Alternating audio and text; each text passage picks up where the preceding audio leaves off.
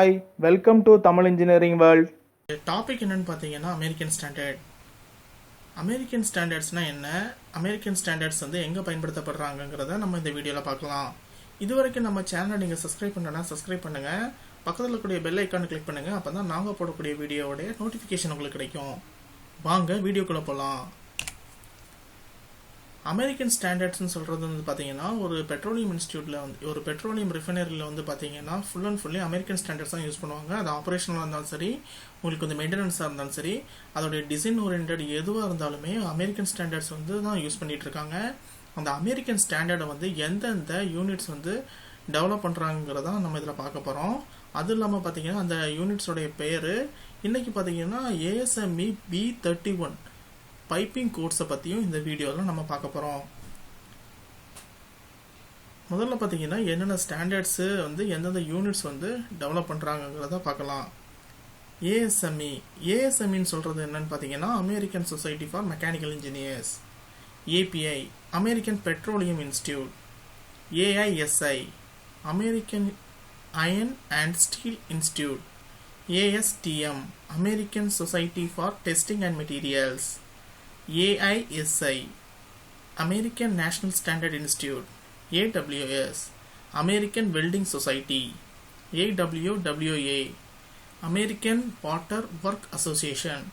இதுவே பார்த்தா தெரியுது உங்களுக்கு எந்தெந்த டிபார்ட்மெண்ட்ஸுக்கு யார் யார் இவங்க வந்து ஸ்டாண்டர்ட்ஸ் வந்து டெவலப் பண்ணியிருக்காங்கங்கிறது தெரியும்.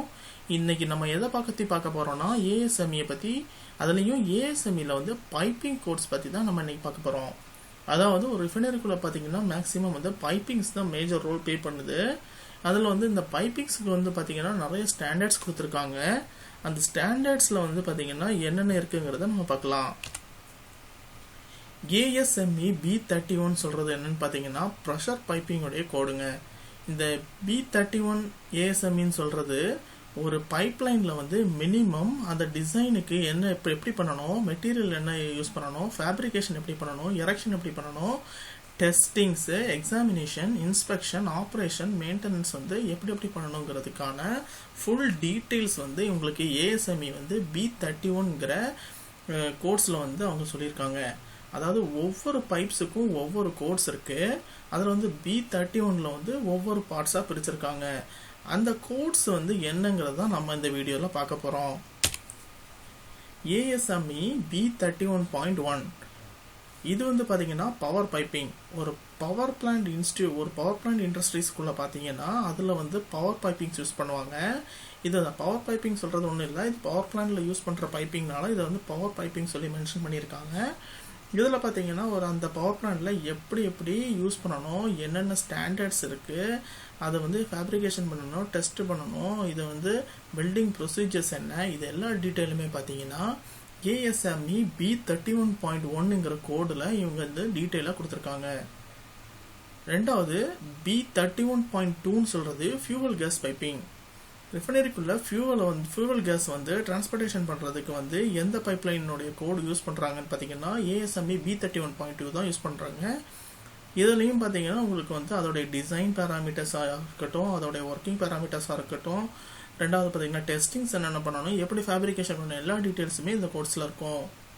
ப்ராசஸ் பைப்பிங்க்கு கொடுத்துருக்காங்க, B31.3 கொடுத்துருக்காங்க. Pipeline transportation system for liquid hydrocarbon and other liquid.